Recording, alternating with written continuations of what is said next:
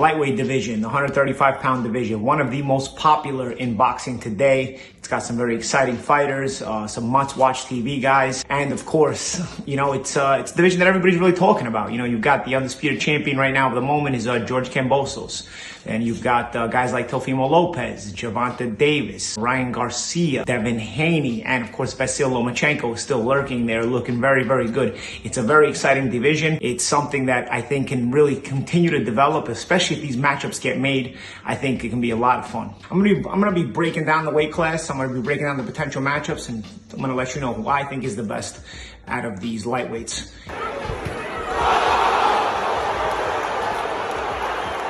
George Kambosos is the undisputed lightweight champion. Really came out of nowhere for a lot of people. He's a guy that I had seen here and there in some fights. You know, he fought in some fights up in the U.S. Northeast, so I kind of been paying attention a little bit to him. He's a pretty good fighter. You know, he was always, you know, a guy who was durable, rugged, good chin, would come to make the fight, and really was never in a bad fight as far as the kind of style he had, right? So I gotta say though, he shocked me in the way he beat Teofimo Lopez. I always thought he could be a fun fighter, but I definitely didn't expect him to dethrone Teofimo Lopez. So he made a big splash in becoming the champion, and he's the guy you gotta talk about. Regardless of what you feel about who might be able to beat him, how anybody matches up against him, right now you have to call George Kambosos the undisputed lightweight champion.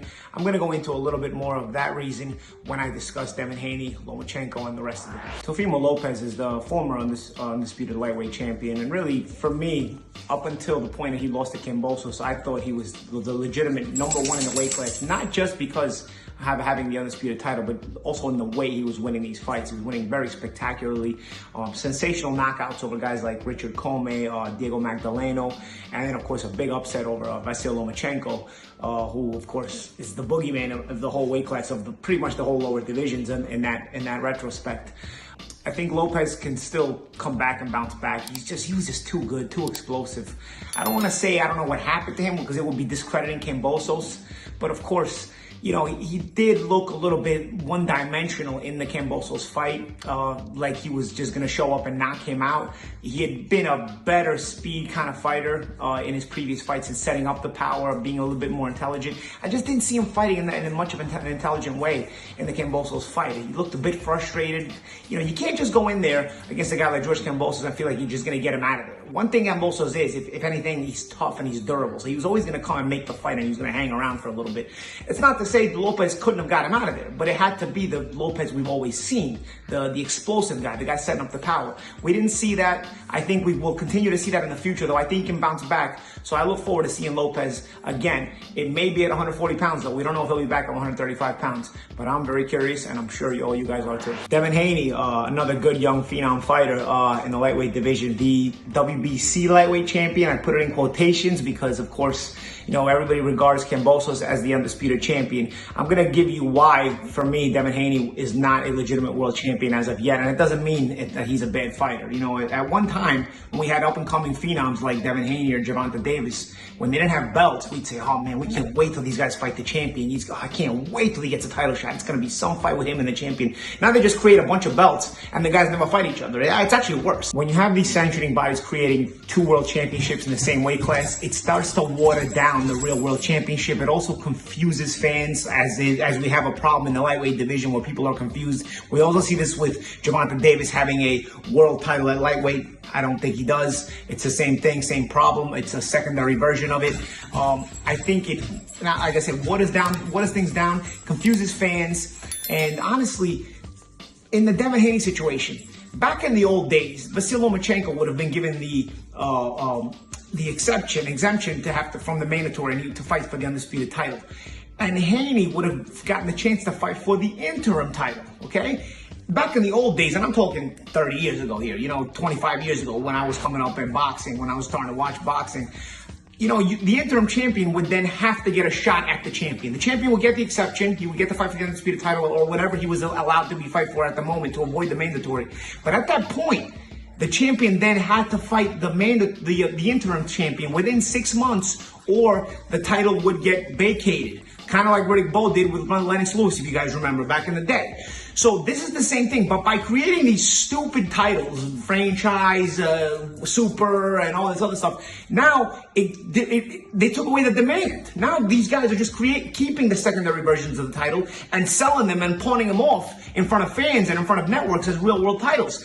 And for me, it starts with the fighter themselves. You gotta respect yourself, man. I myself, for example, I would not have gone to Ukraine to fight for a secondary version of the WBA title. My WBA title when I went to Ukraine was the premier version of the BA title.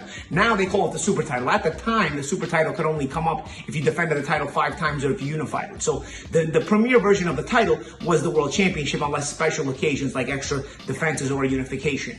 Nonetheless, this is what I'm talking about. I would not have gone there if I was fighting for the secondary version of the WBA title. It just wouldn't have been worth my time.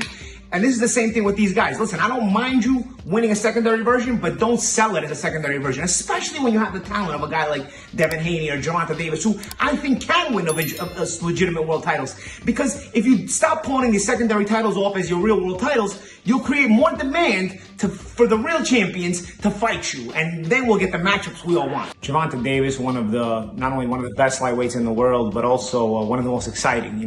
Fight-ending, one-punch power. An exciting in-your-face style, but yet he's got a lot of skills, very fast hands, can make you miss from real close range, it can make you pay. He's one of the most feared fighters in the weight class, but I do think that I want to see him fight some better competition. I'm not complaining about his last opponent, although I don't know that anybody knew pitbull Cruz was going to be that difficult of an opponent. I give Isaac Cruz a lot of credit. Maybe he can be a guy who can be on the outer tier of the top 5. Maybe the top 10 of the lightweight division. I'd like to see Cruz again, but he gave Gervonta Davis a pretty good fight. Davis won the fight. I think he had to work a little harder than he expected. And he had a durable guy, a guy who was really sturdy, a guy who wasn't going anywhere, a guy who never looked like he was going anywhere. And not only that, a guy who really chased him down the whole fight. So Davis got to show some of his boxing skills, because Davis does have a lot of those too. People think of Gervonta Davis as a power puncher, but he's got a lot of good boxing skills. For me, he's a little bit in the same situation as Devin Haney, but different. He actually won 2 legitimate world titles at 130 pounds. So he's legitimately been a world champion. It's just now he's starting to pick up these B versions of titles at 140 pounds, 135 pounds.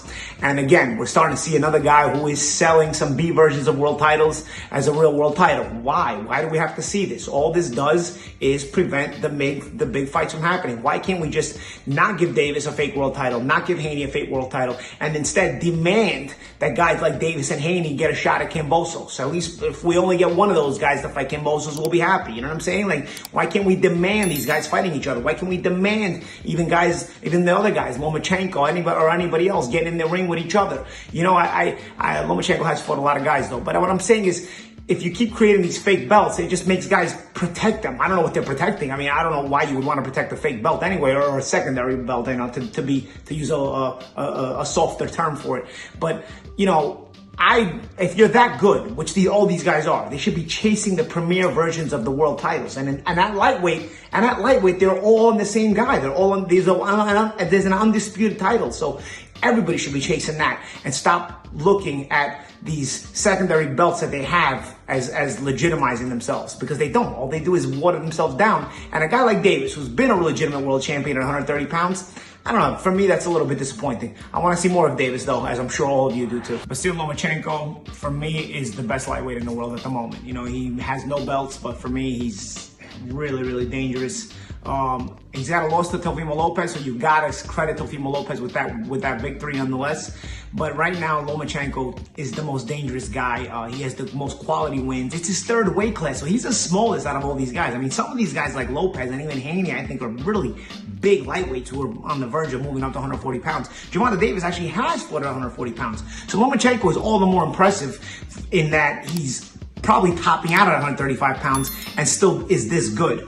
I think the guy he just beat, for example, Richard Commey, I think Richard Commey is better than anybody Haney or Davis have beaten up till now. And that's with respect to Devin Haney and Gervonta Davis, who are, again, very good fighters. But I don't think they've beaten anybody as good as Richard Commey. I'm sorry. And I don't want to hear about the fact that Robert Easter beat Commey years ago, or the fact that Teofimo Lopez stopped him in the second round. Listen, that was a big shot, and that was a very sharp Lopez. Okay, but nonetheless, if you watch Commey and his body of work in there, he's always a tough out for anybody else. He gets in there.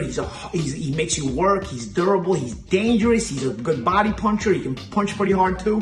And Lomachenko dominated a very, very good fighter. And I don't know that a lot of other lightweights would be able to do that to Richard Commey, you know, with this excuse to Tyson the Dog over here. We have our own heavyweight over here. His name's Tyson. But nonetheless, I'd like to see Lomachenko get a shot. You know, one thing that's impressive about Lomachenko, he says he wants the undisputed title. So he's a guy who doesn't get sold on any of these secondary belts at all. Not only does he want the primary versions of the belts, but he wants all four. He failed in his first attempt at them when he lost the titles to Lopez. In his attempt to unify and make an undisputed lightweight title, it went to Lopez. But nonetheless, he's still going for it. And the only way really he's going to be able to get it, because I don't see guys chomping at the bit to fight him now that he doesn't have any belts. He's going to have to go after these guys one by one, and it's probably going to take a lot of money to entice these guys to fight Lomachenko. I don't think any of these other guys, despite how good they are, will be in a rush to fight Lomachenko. Ryan Garcia, the social media sensation, and sometimes I think he gets a little bit too much credit for social media because let's face it, he's a phenom in social media. But it takes away from his ability inside the ring. I think this kid's really talented. I think he's a very, very good fighter, and I think he's got bona fide superstar potential. Not just because he's a social media sensation, but also because I think he's a legitimately very, very good fighter. The only problem I have here is he's not very busy. He's not very active for one reason or another, and he's, you know, hangs around the Jake Pauls of the world, and nothing wrong with that. But again, you got to figure out that you're not Jake Paul. Jake Paul is a social media star who started boxing, and everybody kind of knows he's in his own niche. Ryan Garcia doesn't have to be in his own niche. I think Ryan Garcia has a talent to become the best lightweight in the world someday. But, you know, he's kind of living a life like he wants to be in the niche of sort of like a Jake Paul, like where he can just have a social media following. You know, you want to, I don't know, listen, I can't want it for him, but for me, if Ryan Garcia wants it, he's got the opportunity to really become a great fighter, not just in the social media world of popularity, but also a great fighter in boxing. But I can't want it for you, you know, and you've got to continue to be impressive. I really rated the Luke Campbell win. He got up off the canvas, got dropped. And Luke Campbell's a very tough opponent. It's one of the better opponents you can fight at that weight class, especially when you're a fighter on the rise. And he really passed that fight with flying colors, getting up off the canvas and everything. Very impressive. And I thought right there that he was going to be on his way to some really big things. But now I have some questions. Did that knockdown that he suffered maybe make him question his own ability, his own willingness to be in tough fights?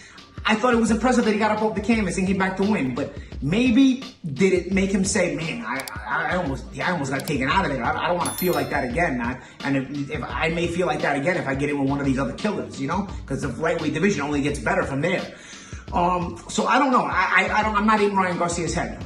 I will say this. I think he's got all the ability in the world, and I think he's got the potential to be a star fighter, both for his popularity and for his ability. But once again, I cannot want it for him. If he wants it, I think the sky's the limit for him. But I question whether he wants it. We'll find out. And let me talk about Luke Campbell. You know, he's a guy who's, like Richard Commey, is probably a lot better than a lot of the opponents that some of these other lightweights have fought. You know, I don't know that I would rate anybody Davis or Haney have beaten over Luke Campbell either. Just like I don't know that if I would rate anybody that they've beaten over Richard Commey. I gotta be honest. Again, not to say that they're bad fighters, but that was a very impressive win for Ryan Garcia over Luke Campbell. And it just hasn't continued from there. It just stagnated. And, you know, we talk about niche. We talk about Ryan Garcia has this niche following, like he's sort of becoming like a Jake Paul. But at this point, when you're that good and when you have that much potential, you're not Jake Paul. You have superstar potential. Boxing has to be your niche. But again, I can't want it for Ryan Garcia. Ryan Garcia has to want it for himself. If he wants it for himself and he has that burning desire to be in these tough fights, I think he is really has the potential to be a superstar. So how do we rank these guys? It's not an easy choice. You know, all these guys have legitimate cases to, you know, want to be considered a top guy. But for me, I'll go with George Kambosos at number 1. He's earned it. He's the undisputed lightweight champion, and I'm going to go with him with Kambosos at number 1.